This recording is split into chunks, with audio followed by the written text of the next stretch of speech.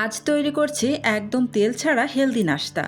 Dragon ফল দিয়ে এমন সহজ, নরম আর মজাদার একটি রেসিপি যা সকালের নাস্তা বা বাচ্চাদের টিফিন দুই ক্ষেত্রেই দারুণ। আর ভিডিওটির শেষে আমি একটি গুরুত্বপূর্ণ টিপস শেয়ার করব, যা পুরো ভিডিওটি শেষ পর্যন্ত দেখুন। চলুন শুরু করি। প্রথমেই এখানে একটি মিডিয়াম সাইজের ড্রাগন নিয়ে নিয়েছি। এই ড্রাগনের খোসাটা আমি ছাড়িয়ে নিচ্ছি। ড্রাগনটাকে আমি প্রথমে কিন্তু ভালো করে ধুয়ে নিয়েছিলাম। এবার ড্রাগনটাকে আমি পিস পিস করে কেটে নিব।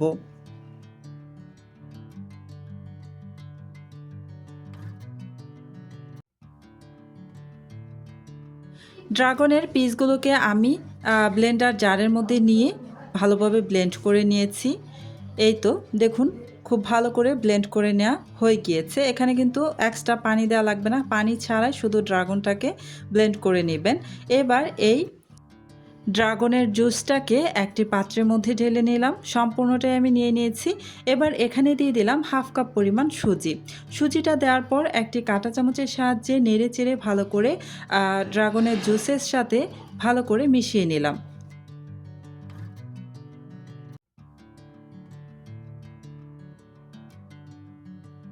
এবার ঢেকে রেখে দিব প্রায় 10 মিনিটের মতো। ফিরে আসছি 10 মিনিট পর। এই তো 10 মিনিট পর আমি ঢাকাটা সরিয়ে নিয়েছি। এই 10 মিনিট রেস্টে রাখার একটাই কারণ, সেটা হচ্ছে আমি যে সুজি ব্যবহার করেছি, এই সুজিটার যেন একদম সফট হয়ে যায়, মানে গলে যায়, দানাদার ভাব না থাকে।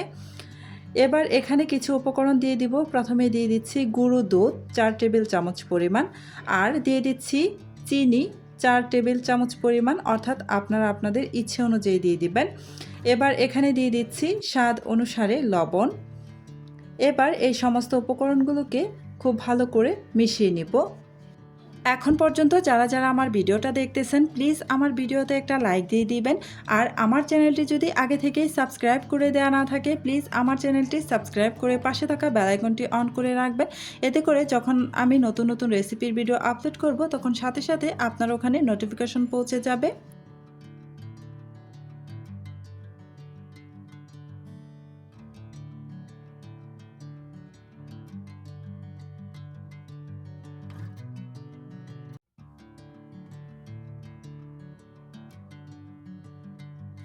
খুব ভালো করে এই উপকরণগুলো কিন্তু মিশিয়ে নেওয়া হয়ে গিয়েছে। এবার এখানে আমি আরও একটি উপকরণ যোগ করব, সেটা হচ্ছে আটা। আমি এখানে প্রথমে হাফ কাপ পরিমাণ সুজি ব্যবহার করেছিলাম, আর এখন এখানে হাফ কাপ পরিমাণ আটা দিয়ে দিচ্ছি। আটাটা দিয়ে আমি নাড়াচাড়া করে ভালো করে আবারও মিশিয়ে নিচ্ছি।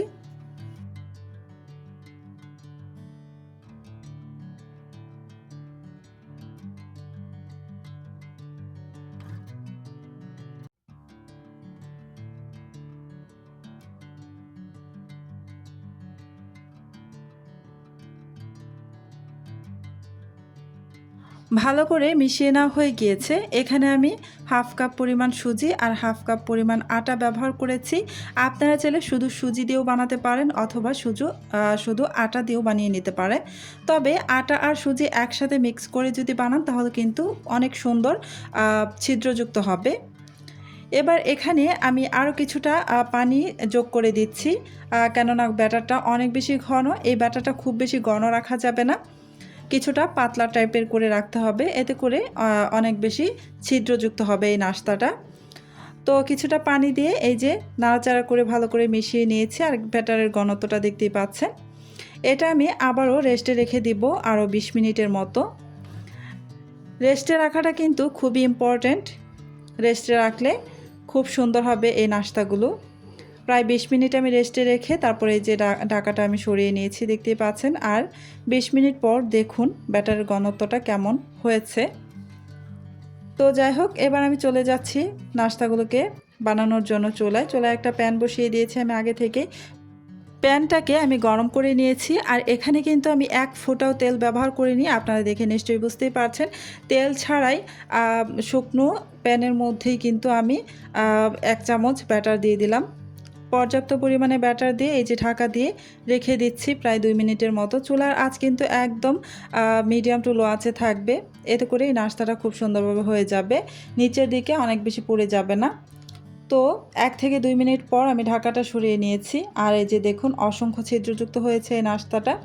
তো এটাকে আমি আলতো হাতে উঠিয়ে নিব, যেহেতু এখানে কিন্তু আমি 1 ফোঁটা তেলও দেইনি, মানে তেল ব্রাশ করেও নেইনি, সেহেতু আলতো হাতে কিন্তু নাস্তাটাকে একটু ছাড়িয়ে নিয়ে তারপর উঠিয়ে নিতে হবে। তো খুব সহজেই প্যান থেকে নাস্তাগুলো উঠে আসে তেল না দিলেও। যাই হোক, এই যে আমি আরও একটি নাস্তা বানানোর জন্য প্যানের মধ্যে কিন্তু আবারও কিছুটা ব্যাটার দিয়ে দিয়েছি। পরিমাণ মতো দিয়েছি আমি আমার পছন্দ মতো, আপনারা যে যেমন সাইজে রাখতে চান সে অনুপাতে কিন্তু এখানে ব্যাটার দিয়ে দিবেন। প্রায় 2 মিনিটের মতো ঢাকা দিয়ে রেখে দেওয়ার পর এই যে দেখুন এই নাস্তাটাও সেমভাবে অসংখ্য ছিদ্রযুক্ত হয়েছে, আর নাস্তার উপরের ভাগটা একদম কাঁচা ভাবটাও চলে গিয়েছে। এবার এই নাস্তাটাকে আমি আলতো হাতে ছাড়িয়ে নিচ্ছি, খুব সহজে কিন্তু উঠে এসেছে। তো সেমভাবে আমি আরও একটি নাস্তা আপনাদের ভেজে দেখিয়ে দেব। আমি কিন্তু এখানে 1 ফোঁটা তেলও ব্যবহার করছি না, একদম শুকনো প্যানের মধ্যে কিন্তু আমি আরও 1 চামচ পরিমাণ ব্যাটার দিয়ে এই ঢাকা দিয়ে রেখে দিলাম 2 মিনিটের মতো। 2 মিনিট পর এই যে দেখুন খুব সুন্দরভাবে এই নাস্তাটাও কিন্তু হয়ে গেছে, উপরের দিক থেকে একটুও কিন্তু কাঁচা নেই। তো যাই হোক, এই নাস্তাটাকেও আমি আলতো হাতে ছাড়িয়ে নেব। অনেকেই বলেন যে তেল ছাড়া নাকি নাস্তা ভাজা যায় না, মানে 1 ফোঁটা হলেও তেল ব্রাশ করে নিতে হয়। এই যে দেখুন আমি কিন্তু 1 ফোঁটা তেলও ব্যবহার করিনি, সম্পূর্ণ তেল ছাড়া নাস্তাগুলোকে আমি বানিয়ে নিয়েছি। সেমভাবে সবগুলো নাস্তা বানিয়ে নিব। আলহামদুলিল্লাহ, আমার আজকের একদম তেল ছাড়া সহজ ও স্বাস্থ্যকর নাস্তাটি তৈরি হয়ে গেছে। আশা করি রেসিপিটা আপনাদের ভালো লেগেছে এবং অবশ্যই একবার বাসায় তৈরি করে দেখবেন। বানিয়ে কেমন হয়েছে কমেন্টে জানাতে ভুলবেন না। ভিডিওটি যদি ভালো লাগে তাহলে একটি লাইক দিন, আপনার প্রিয়জনদের সাথে শেয়ার করুন এবং এমন নতুন নতুন সহজ ও স্বাস্থ্যকর রেসিপি পেতে আমার চ্যানেলটি সাবস্ক্রাইব করে পাশে থাকা বেল আইকনটি অন করে রাখুন। সবাই অনেক বেশি ভালো থাকবেন, সুস্থ থাকবেন। আল্লাহ হাফেজ।